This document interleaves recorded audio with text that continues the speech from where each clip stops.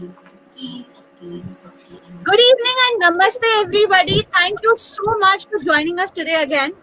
Every week, I try to introduce a new person, a new field, a new career opportunity, and I try to present the scope in it. In my journey, I came across a very senior and a very learned person who enlives with a very different perspective of career. I am very honored to introduce Dr. Vidya Devdhar. Thank you so much, ma'am, for joining me today. Uh, she is the current managing committee member, and she is also into a lot of social active, social work, and she's also been doing her share in career and growth of women, especially. So, ma'am, I would. As I understood, when we were discussing, you have in your journey fulfilled many roles. You have been Yeah, through many career options. You have been through a lot. Today, you are an author. You are an editor. You are participating in many women welfare related programs. So, ma'am, please share how has this journey of yours been? Where did you start? How did you yeah. come to this level where you are doing what you are doing today? Like career means not the way of earning. Career means development, the way of development or a personality. I feel so. And so, Okay. always since my childhood, I always joined different activities. Means as a social work, I was in Rashtra Sevika Samiti. In college, I was in the Students Union. Then in emergency, I was very active against emergency. I took part in that satyagraha. I went to jail also. I have that experience also. And at that time, I was writing small leaflets and circulating it because we are denying that the imposement and other things in emergency means 1975. I was very active there.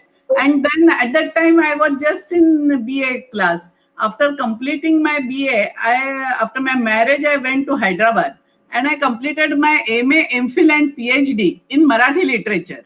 And in Hyderabad, there Wow. is a Marathi department also in university, and there are clear vacancies. Means when I completed my PhD, my three professors retired at in a gap of one month. So there was a clear vacancy, and I was very sure because since 82 I was working as a part-time lecturer in university, and in 87 I got my PhD.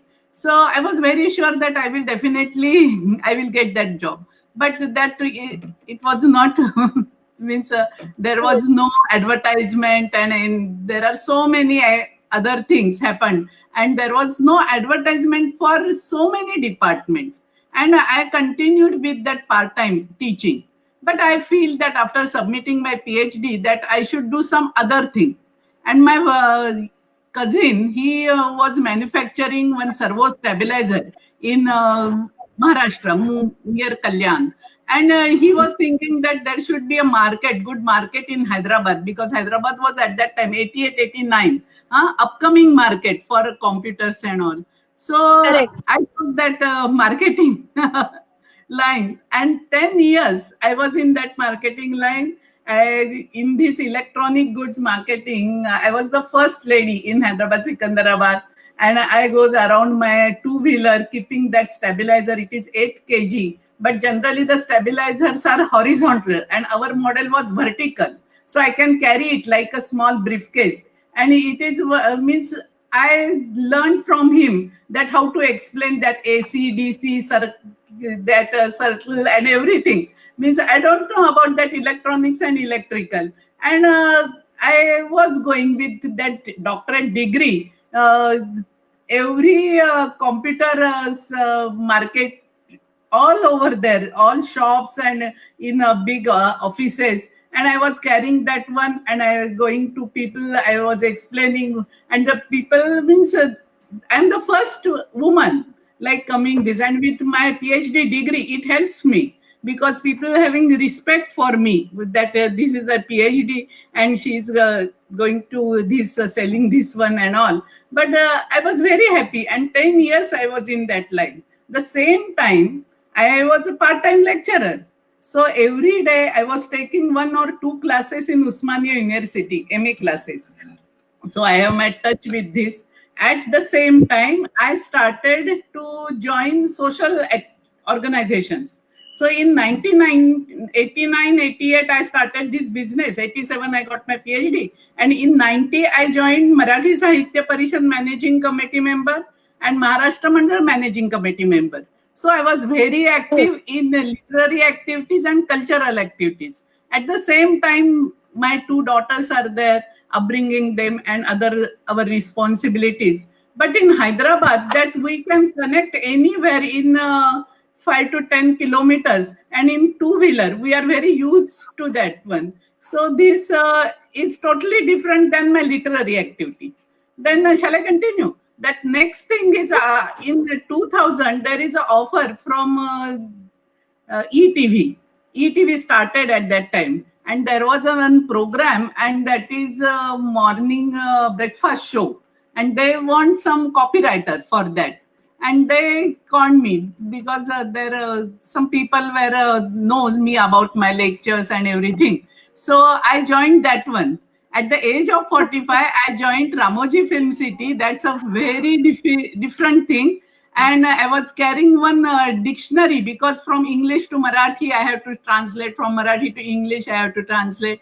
And then from there were news from various places, and we had to select it. Then we had to write that copy, and 10 languages that program goes. Means we have to prepare the copy in English, and then we have to prepare our in Marathi, that program, everything. Means voiceover also, and that announcers, means that's a role also.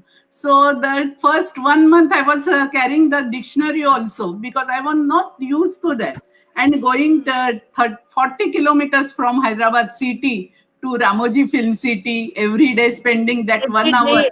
it's not a joke for Hyderabadis. But I am from Mumbai, and I used to see these type of activities that people are every day. They are going from Kalyan to VT and Vasai Virar to Churchgate. So it was very, but I liked that.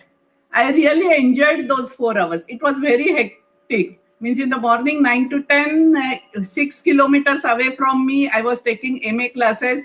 Then after 10:30, I reaching home, and again carrying 11 o'clock Ramoji Film City bus. And then whole day I was there. And in the evening by 7:30 to 8, I reached back to my home. But I enjoyed, because that's a very good, means that field is new for me, and I learned everything. I was observing that editing and all those things. And at 2004, I left that job, and full time I I produced one film, 2 hours 25 minutes film on a Rashtra Sevika Samiti founder Lakshumbai Kelkar. And my mother wrote one book, biography of that Mausiji. We call her Mausiji. Huh? And that biography now we want to present in a film form. And it's a docudrama type film. And 1 year I was fully with that. Means everywhere in shooting, selecting and everything. And this is the thing that this is this means career. Means I am doing, which I am studying in that line also, part-time lecturer. And again, I am doing that related to that career, means translation and that copywriting. And other thing, at the same time, when I am earning for my family, I should give something for my society, because I born and brought up this type of mentality. My mother and father both are social workers, and both are highly educated also. And my father was full-time worker for a political party also. So I am always under impressed that I should do something for the society also, as well as I am doing for my family also. And I enjoyed both things. So 1 year I was there, then I got postdoctorate fellowship for women within 50 years. So I got that fellowship. And at that time also one challenge, that my PhD topic is related to women in means literature and social trends in novels, in Marathi novels. And for this I took old manuscript. It is 23,000 verses, and it is not easy Marathi. Means the script is not only Devanagari. There are some Modi words also in that. So I learned that one, and I rewrite all that script also. And it was 5 years big program, and it's also a new thing. It's a challenge for me. And Hyderabad, there is a tradition in our Usmania University department that all our professors done very good work in old manuscript and their editing, and that manuscript publishing and everything. So I thought that I am from Usmania University student, so I should do something like my means seniors, and I completed that project also. And this is the my journey going on with other things. Then I settled in writing, reading, editing. Since 2010, up to 2010, I was with that our Marathi Sahitya Parishad, and we edited one very big project, and it is Setu Madhavrao Pagdi, the one ICS officer in Nizam state and afterwards in Maharashtra also. And he wrote 165 books, 115 Marathi and 15 in English. And we, that topic wise, we edit all those books. And in 6 Marathi volumes and 2 English volumes, we published that. And I was joint means with our principal, means our president, DP Joshi. And I was with that project for 2 years. I was very busy with that. And this is totally a social activity, but I learned a lot from that project also. So always I want to explain that everything is not with earning. Career means, in the beginning, people were saying that career woman means not only related to money, but there should be some aim in front of you. And that journey for that aim, it is also a good thing and enjoyable thing. That is the thing. So this is then afterwards, last 2 years back, means after completing my 60, I got again one opportunity of fellowship, means Lok Sabha Research Fellowship. And I applied for that. So that topic is not related to my literature, but I have interest in that also. And they want any topic related to Lok Sabha and our lawmakers, means MPs and all. So I selected the topic that women in lawmaking, because we know that laws related to women, but we know that we don't have idea that women contribution in lawmaking. So since Veda period, there are so many women, घोषा है, मैत्रेयी है, तो इन लोगों का भी contribution बहुत है अपने law making में, यानी धर्म के women all over India since 1st century to 18th century. Names means about the work of that queens, and they were ruling also, and they many laws are also there. Means like Rudramma Devi in 13th century in Warangal, or Abakka in 15th century, and they done a lot of work. And then constitution making, there are 15 women. So that is a very big project, and in 2 years I completed it, and I published the book in Hindi, and I submitted it to Lok Sabha also. So this type of work in a different field, I was continuously, I'm busy with that work. That is the thing. Oh, ma'am, there is so much of variations that you have done. I mean, teaching to marketing, then social work, then editing, writing, and fellowships. So all that variance that has happened in your life, as you mentioned that for you, career is not just a job or earning source for you. Never. It is actually a passion and learning and a journey for you.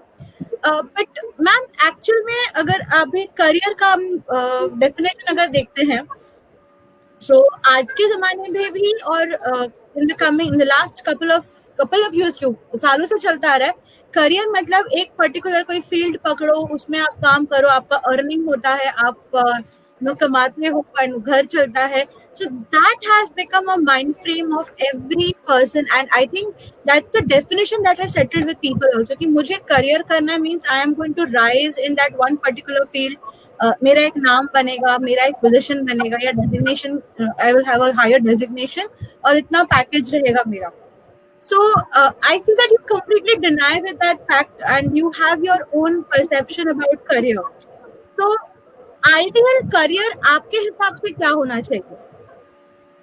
Career and passion, और उसके लिए क्या होना चाहिए, तो first we have to select कि मुझे क्या करना है लाइफ में.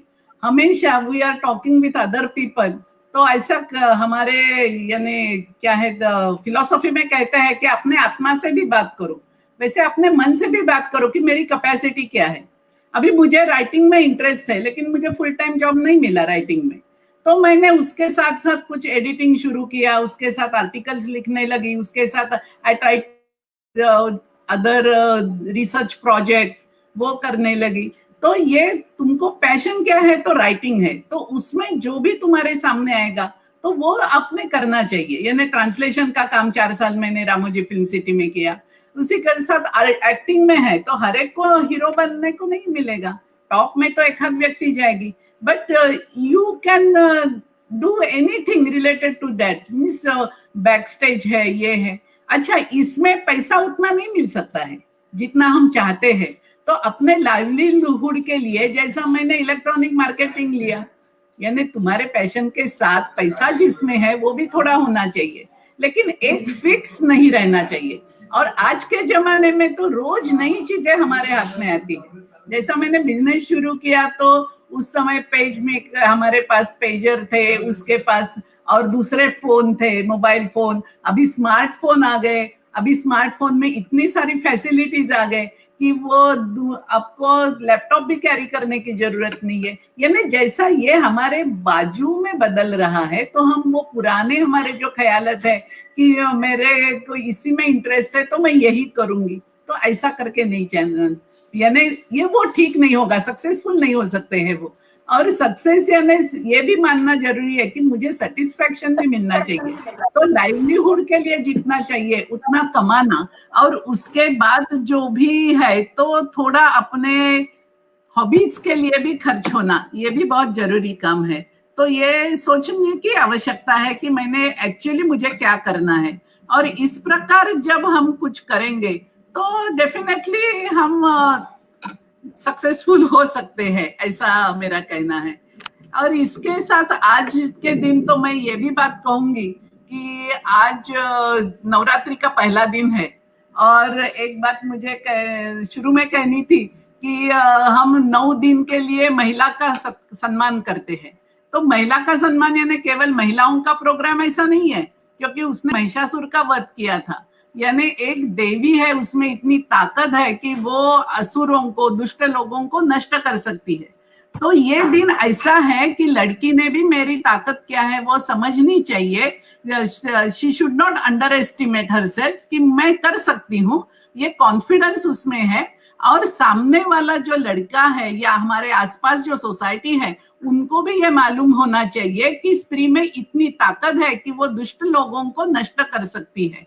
तो आज के दिन और आज की जो परिस्थिति हम जो देख रहे हैं, हाथरस हुआ, ये हुआ, तो ये हर एक व्यक्ति को ये सोचना चाहिए कि हर एक स्त्री, हर एक पुरुष हो या स्त्री, हर एक का अपना एक इंडिविजुअलिटी कुछ है, और इसलिए हम उसके ऊपर हमारी इच्छा से वो चले, ऐसा नहीं हो सकता. और लड़की ने भी, दूसरे ने मुझे कुछ कहा है इसलिए मैं वैसा करूं, ऐसा भी नहीं हो सकता. और लड़के की हिम्मत भी नहीं होनी चाहिए. ये आज देवी के दिन को हमने ये बात जरूर समझनी चाहिए. आपके पूरे जो यंगस्टर्स है, लड़के हैं, लड़कियां हैं, तो इन सभी ने ये सोचना चाहिए कि महिला के प्रति रिस्पेक्ट और महिलाओं को अपने प्रति भी सेल्फ कॉन्फिडेंस, ये दोनों चीजें सोसाइटी में बढ़नी चाहिए. इसके लिए हम सभी ने आज से प्रयत्न भी करने चाहिए.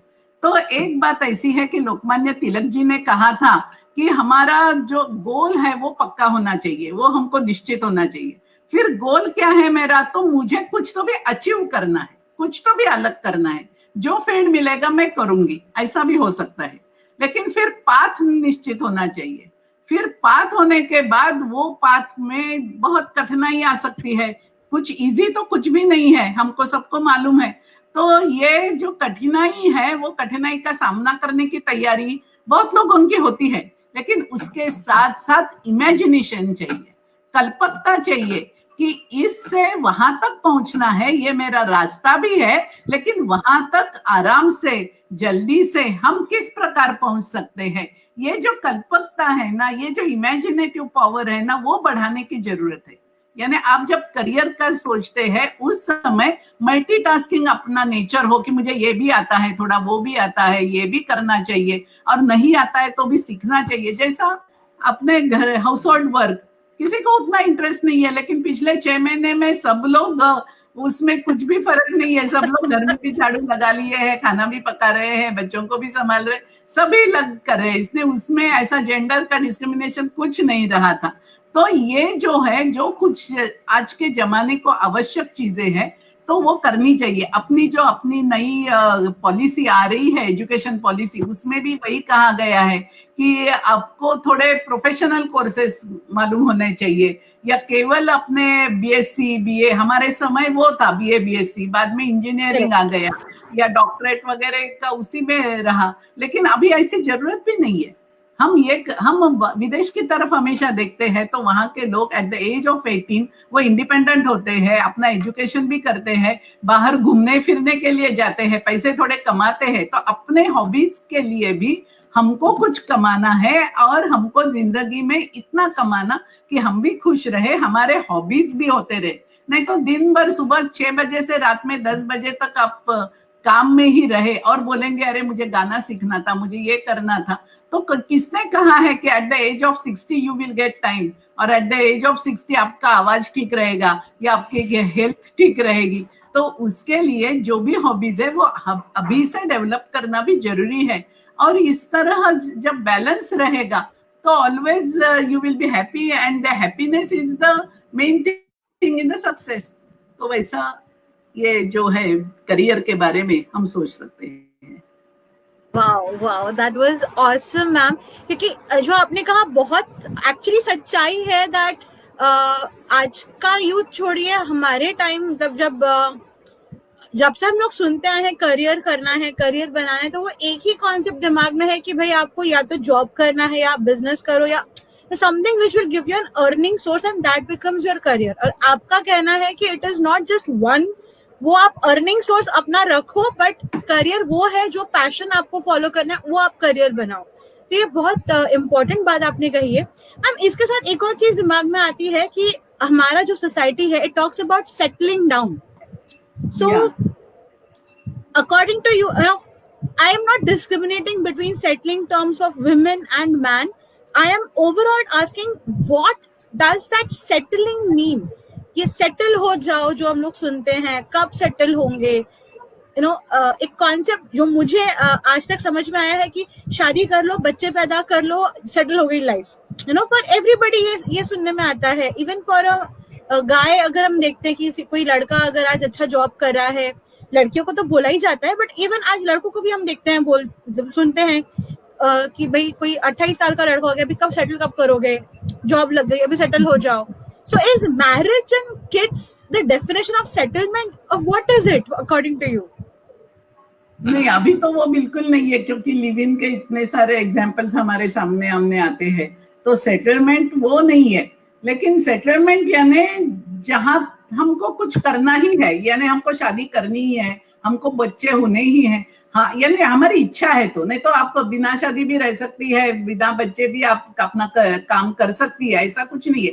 लेकिन जीवन में ये जो भी है तो वो करना है, तो उसके लिए हमारे सामने एक एज है कि up to the age of 30 आप सेटल हुए तो आपको 20 इयर्स अर्निंग में देके 50 to 60 आप कुछ काम कर सके, इसलिए है।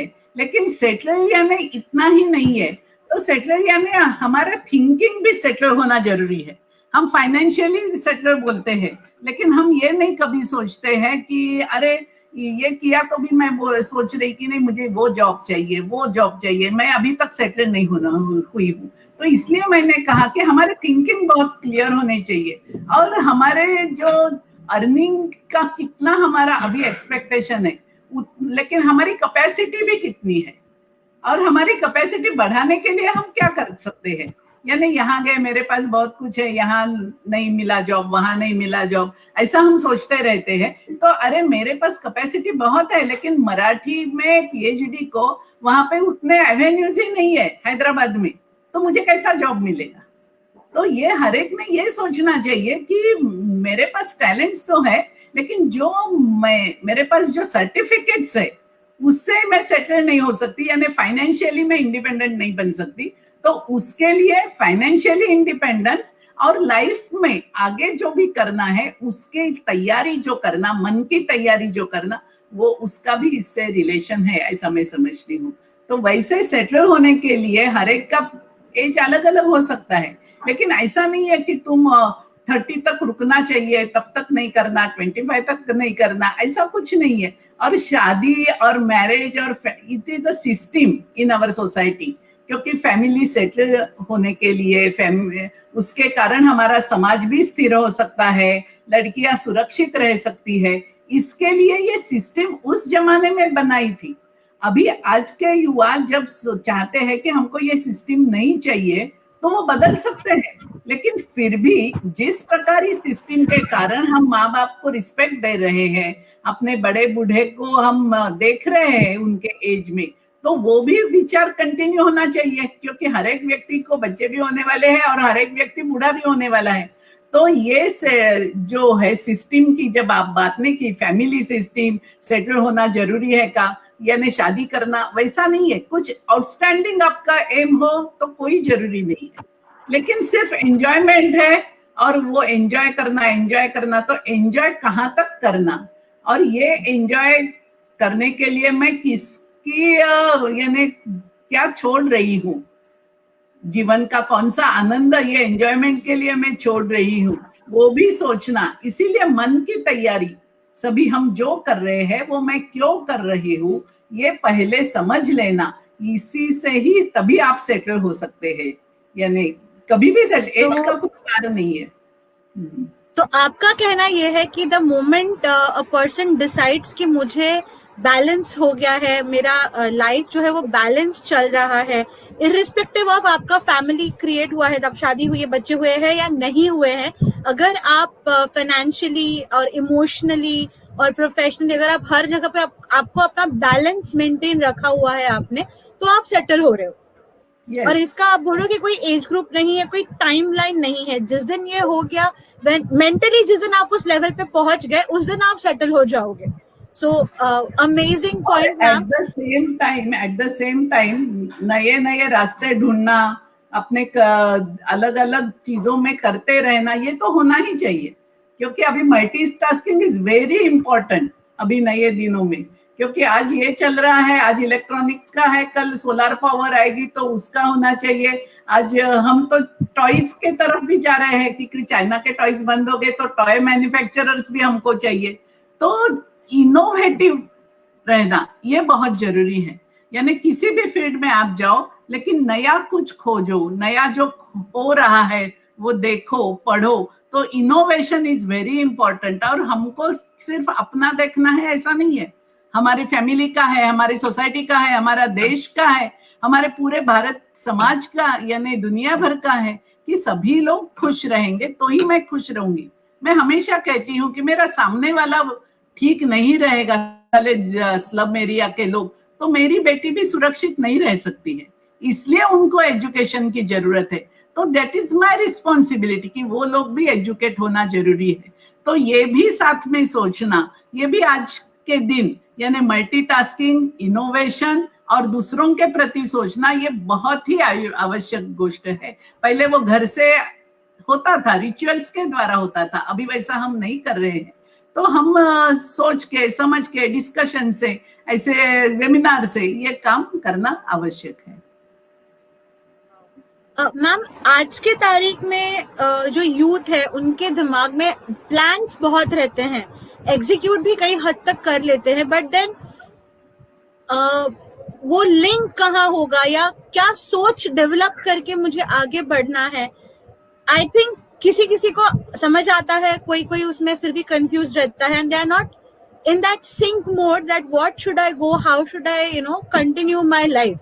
तो youth के लिए with regards to career आप उनको क्या बोलना चाहेंगे कि when they are thinking about developing their career कैसी सोच तैयार करना चाहिए उनको, क्या प्रिपरेशंस करनी चाहिए उनको, जैसे आपने बोला इनोवेशन रखना है, जैसे आपने बोला कि सोशल पार्टिसिपेशन रखना जरूरी है, सो खुद के लाइफ के साथ हाउ टू डेवलप दैट, क्या उनको आप बोलना चाहेंगी आज के यूथ को? Hard working nowadays because marks भी देखो, हम 70% में खुश थे, फिर 80, 90, अभी 98, यानी hard working very important nowadays, and that everything is changing very fast. जैसा हमारा लाइफ भी बहुत फास्ट हो गया है, वैसा हमारे आजू बाजू में भी बहुत फास्ट बदल होते रहते हैं. तो उससे एडजस्ट करना, तो हम ऐसे एडामेंट नहीं होना चाहिए कि नहीं मैं सब कुछ कर सकता लेकिन सुबह 7 बजे नहीं उठ सकता, मैं ये सब कुछ कर सकता लेकिन रोज मुझे रोटी ही खाने को चाहिए. ऐसे किसी भी चीज में एडामेंट नहीं रहना चाहिए. तो तभी आप सभी जगह पे फिट हो सकते हैं, या बदलते माहौल से आप एडजस्ट हो सकते हैं, और आपका दिमाग भी काम करेगा कि अरे मेरे ये काम से मैं सेटल नहीं हो रहे, मुझे इसमें सेटिस्फेक्शन नहीं है, तो मैं और दूसरा क्या सोचूं. तो इसलिए आजकल बहुत लोग बोल रहे हैं कि आप दिन में, रात में 5 मिनट थोड़ा शांति से बैठो, आज दिन भर क्या हुआ वो सोचो, कल मुझे क्या करना है वो सोचो. यानी एक हमारा जरा मोबाइल बाजू रख के हम कुछ सोचे तो ही हमारा दिमाग काम करेगा, और तभी हमको नए नए एवेन्यूज मिलेंगे. तो ये जो है adjustability and thinking broad minded होना चाहिए, क्योंकि दूसरा व्यक्ति तुम्हारे जैसा नहीं व्यवहार करेगा.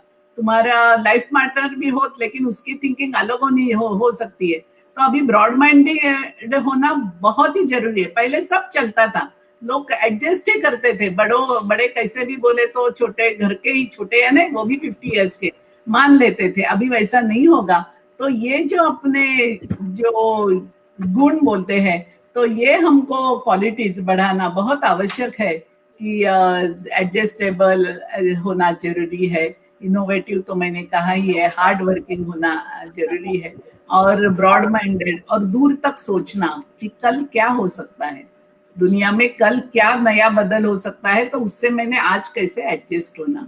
तो वैसा हम भारतीय लोग जल्दी एडजस्ट होते भी हैं. हमने कोरोना से 2 महीने हम लॉकडाउन में रहे, तो वहां भी हम एडजस्ट हो गए थे. तो वैसा हमारे लिए वो कठिन नहीं है. वाओ. सो ओवरऑल आपका कहना है कि आज के तारीख में अगर आप करियर सोच रहे हो तो अपना एक पैशन, अर्निंग सोर्स डेफिनेटली एक होना चाहिए, बट करियर उसे बनाए जो हमारा पैशन कनेक्ट होता है, और साथ ही साथ ब्रॉड माइंडेडनेस रखना है, फ्लेक्सिबिलिटी रखनी है लाइफ में, और हार्ड वर्क करते जाना है ताकि हम वहां पे अपने आप को ग्रो कर सके, स्किल डेवलप कर सके. सो मैम बहुत ही अच्छी सीख मिली है आपसे. आई एम श्योर हमारे यूथ जो ये प्रोग्राम देखे हैं उनको यहाँ से कुछ लर्निंग्स मिले और वो ये पॉइंट्स अपने लाइफ में आगे लेके जाए.